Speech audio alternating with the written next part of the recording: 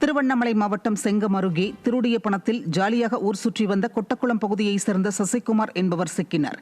சொகுசு வாழ்க்கைக்கு ஆசைப்பட்டு அப்பகுதியில் தொடர் திருட்டு சம்பவத்தில் ஈடுபட்ட சசிகுமாரிடமிருந்து 40 சவரன் தங்க நகைகள் மற்றும் 5 லட்சம் ரூபாய் ரொக்கப்பணம் மீட்கப்பட்டது.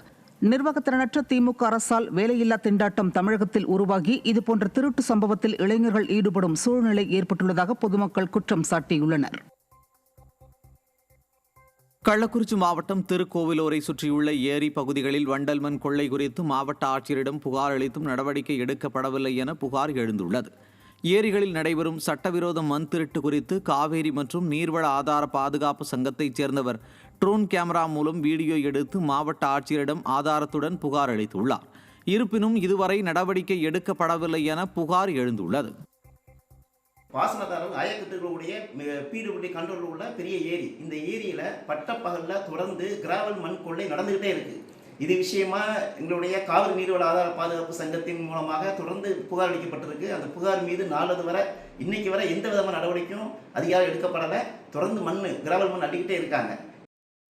திண்டுக்கல் மாவட்டம் நாகல் நகரில் நடைபெற்ற திமுக பொதுக்கூட்டத்தை பொதுமக்கள் மட்டுமின்றி கட்சித் தொண்டர்களும் புறக்கணித்ததால் காலிச்சேர்களுக்கு மத்தியில் பொதுக்கூட்டம் நடைபெற்றது.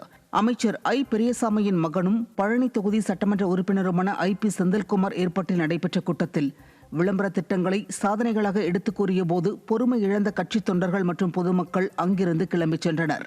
சிறப்பு அழைப்பாளராக சென்னை 1000 விளக்கு சட்டமன்ற உறுப்பினர் எழிலனை அழைத்து நடைபெற்ற இந்த கூட்டம் இறுதியில் காலிச்சேர்களுக்கு மத்தியில் நடைபெற்றது. ஈரோடு மாவட்டம் தாளவாடியில் நேற்று இரவு பெய்த கனமழையின் காரணமாக வடிகால்கள் நிரம்பி கழிவுநீர் குடியிருப்பு பகுதிகளில் தேங்கியதால் பொதுமக்கள் அவதியடைந்துள்ளனர்.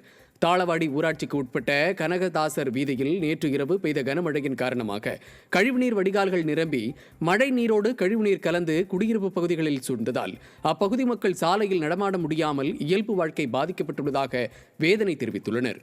மேலும் திமுக அரசு நிர்வாகம் கழிவுநீர் சீராக செல்ல வடிகால்கள் அமைத்து தர வேண்டும் என அப்பகுதி பொதுமக்கள் கோரிக்கை வைத்துள்ளனர். உயர்நீதிமன்ற உத்தரவை மதிக்காமல் திருவள்ளூர் மாவட்டம் பேரம்பாக்கத்தில் நீர்நிலை ஆக்கிரமிப்புகள் மற்றும் சாலையோர கடைகளை அகற்றுவதில் அதிகாரிகள் அலட்சியம் காட்டுவதாக பொதுமக்கள் குற்றம் சாட்டியுள்ளனர். கடம்பத்தூர் ஒன்றியம் பேரம்பாக்கத்தில் உள்ள பேருந்து நிலையத்தில் பொதுமக்களுக்கு இடையூறாக 30க்கும் மேற்பட்ட கடைகள் இயங்கி வருகின்ற நிலையில் சென்னை உயர்நீதிமன்றம் உத்தரவிட்டும் நீர்நிலை ஆக்கிரமிப்புகளை அகற்ற அதிகாரிகள் நடவடிக்கை எடுக்காததால் பொதுமக்கள் அதிருப்தியடைந்துள்ளனர். மேலும் திமுக பிரமுகரின் அழுத்தத்தால் ஆக்கிரமிப்புகளை அகற்ற அதிகாரிகள் தயக்கம் காட்டுவதாகவும் குற்றச்சாட்டு எழுந்துள்ளது.